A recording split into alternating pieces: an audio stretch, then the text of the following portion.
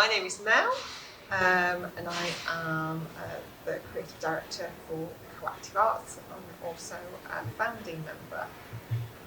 And I'm Ali, I'm the development worker, so do lots of the kind of fundraising and things like that, and I also do deliver some of the arts work as well.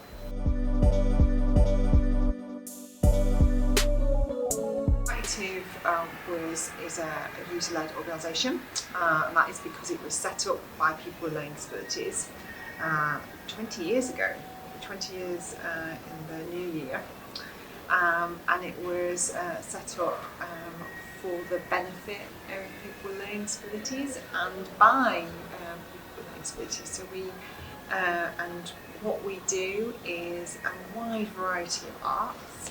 A lot of our work is co-creative with artists with learning disabilities, as well as developing skills and developing artists. And we work specifically in Wakefield. So not only do we do drama and dancing, but what else do we do at CoActive? Twist and shout, and we're doing our more kind of exercising. Yeah. What else do we do on a Friday? What are you doing? Art. And then sometimes it's filmmaking. Lots of singing. Yeah, and that performance we did a bit for real. Some performances that we do in the community, and some performances that we do that are really super posh, with lights and stages. So belonging is a really important part of our organisation, that people are, it is their organisation, and they choose the direction of what we do. That's really, really important to us.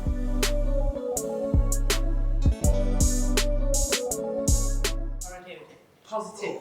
So it's happy, positive, Fun. enjoyment. Crazy. Somebody heading up over there. Crazy. Friendly.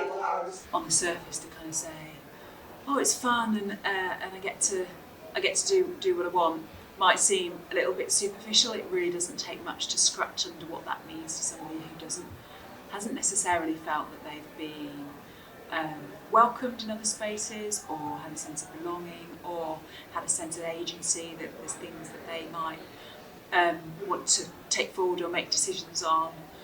So I think that kind of impact of it comes back to that belonging and giving people opportunities to really stretch their aspirations of what they might be able to do, and just feel safe whilst doing that. There's a real sort of sense of safety, so I think that's a big impact.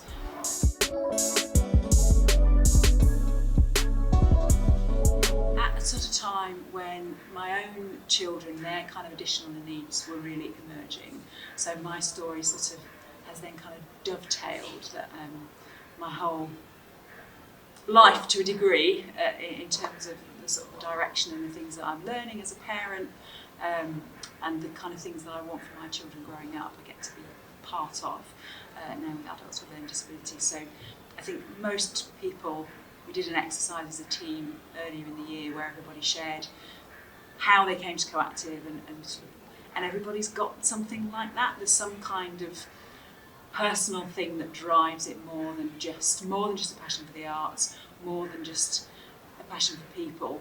There's always something kind of particular as well, and I think there's a really strong Wakefield connection. There's not many of us who are actually born in Wakefield. Some of our artists are from this area, but a lot of us have just found home here and have stayed here, and CoActive's really part of that, and sort of feel really quite grounded in Wakefield, and yeah, that's part of my story as well. I'm not from this area, but this is home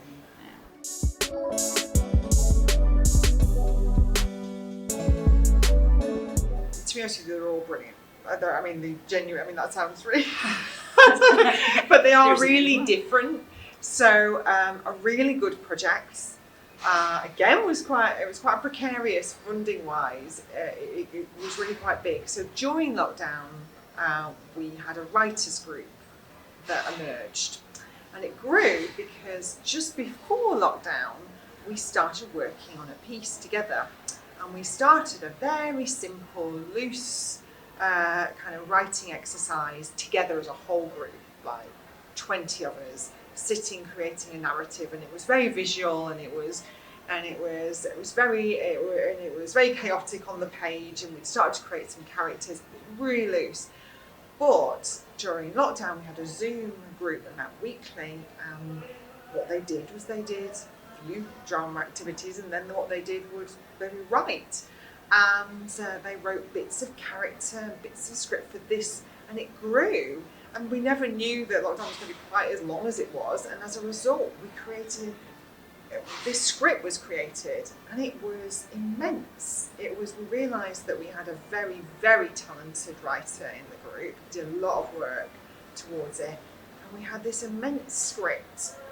And when we eventually got back into the room together, we realised that there was a really discrepancy between some of our group who were really, they were writers and they thought in that way, and another group who didn't read, and that wasn't how they would ever create a piece. So from that, we had to get the kind of essence of the piece, and we created a movement piece from it. So people understood the story, understood the kind of feelings of it and what was going on, and that was the first piece. And then we spent another maybe a year or so putting it on its feet as a scripted piece, which was a massive step up for the group. It was a lot of work. Everyone to learn script and to find creative ways we didn't read to learn script. It was incredibly challenging, and then they performed it in a theatre. So it was a really ambitious piece. So that was really exciting. We were piloting a new art group at the time where we were starting to think about income generation, and people produce lots of stuff but we never sell things. And so then for the performance we had the art group, we matched artwork with text from the script and we created cards, and there were key rings, and we just kind of had a go at different stuff that we've never done before. And so it kind of brought, like, everybody owned it in some way, even if they weren't performing. The member who had shared at the beginning saying something she really liked about CoActive was that we could show that people with disabilities can do this stuff too. I think that was a real big moment for lots of people.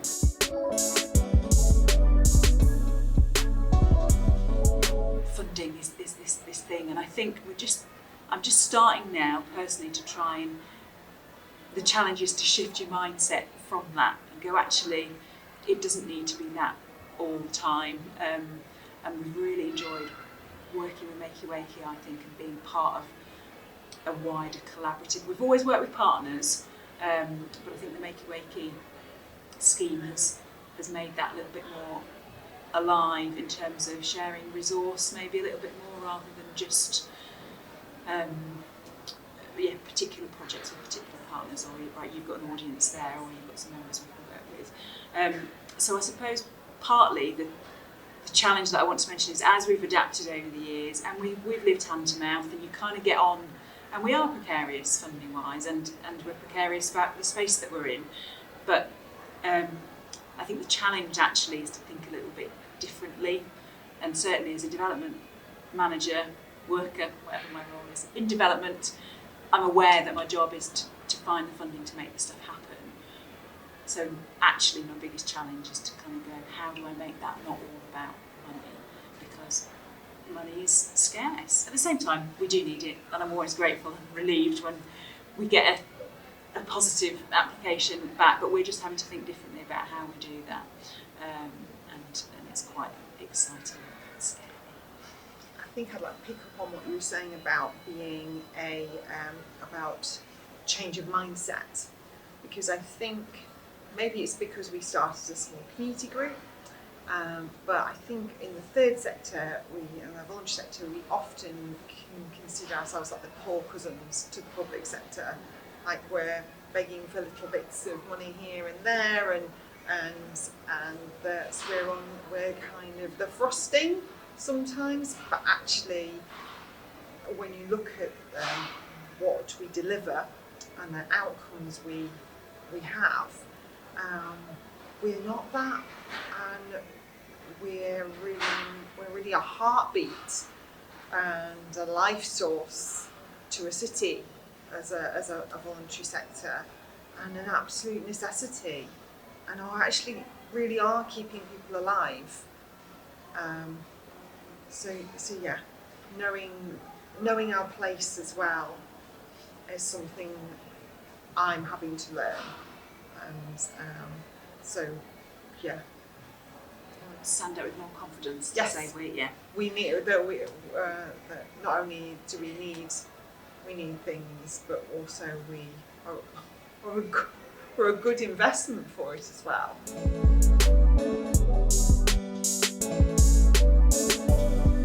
Maybe learning how to different draw and create different things and ideas.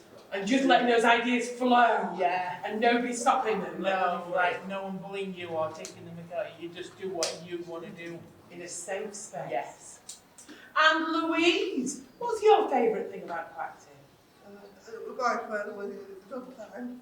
Oh, your boyfriend when he gets here on time. So when you get to be with the people that you love, Yeah, and a space that you love, yeah. doing things, On the cabin. all your carers, doing things that you love. Yeah. Gorgeous. Is there anything else you need? Oh, go on, Rachel. I like CoActive because it also proves that disabled people can do the things that disability people have. Like, we did a massive performance of a play not so long. It's like, well, we can do the same thing as you can. We are limitless, aren't we? We are limitless here at CoActive. It is a really good one. Sometimes as a practitioner, Yeah. you want to be able to share your practice with people who really appreciate it. Yeah. And guys, you are incredible. And you're so fabulous and full of fun and also so willing to have a go at things. So being able to come to a safe space where you can play with people who think like you, is dreaming. And that's why CoActive is important to me.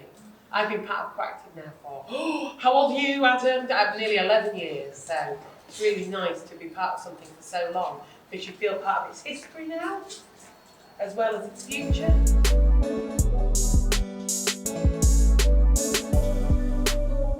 The CoActive is in some ways quite an unusual organisation to be involved in the Me and Menopause project, on paper maybe. What attracted us to it was what we're finding is the carers we work with and our members, they're not necessarily being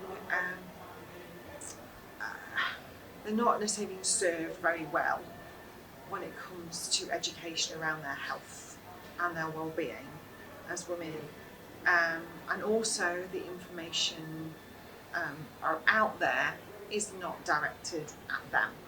So it was really important that this project also had an accessibility edge to it, but also acknowledged that maybe we need to look at it a little bit differently, and there are different barriers for people with learning disabilities. So that is part of the reason we were inspired to be part of this, that we were a voice in the room. The other thing that inspired us, we think we bring something. So we are experts at coming at things at a different angle, or bringing, creating belonging in spaces, like bringing, so that was something we wanted to bring to groups.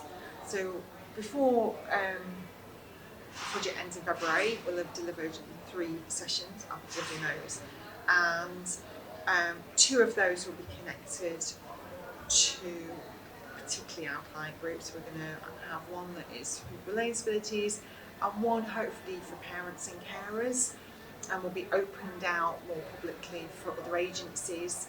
And the other group we're working with is a local group to my locality, which is a really mixed population of white British,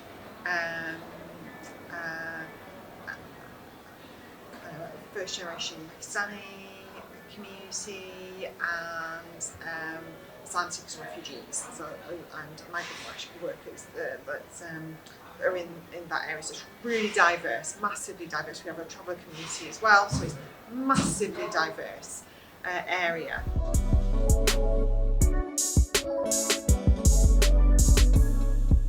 I think we've been a member of Nova or Vord for the whole time. I think just in the last almost really just in the last couple of years, it's kind of upped how much I've been involved and got some really good support from Julie. We kind of came up with a really nice, clear model and just worked through that with her, which is very then easy for me to translate that into funding applications. Funding support has been really helpful. It's come directly through Nova. I've just signed up to be one of the advocates on the kind of the third sector voice projects, which I think will be really interesting, challenging in terms of capacity. But again, the fact that Nova have recognised that and said, well, we can backfill, actually little things like that make us go, okay, we can do that. I would say that it was about helping us move from one area to the other, and now I think I have felt that Nova is something that holds us in that community of voluntary sector organisations as well, which maybe we hadn't drawn on as much, although we do work together. I feel kind of that we've got that having a voice together is really useful.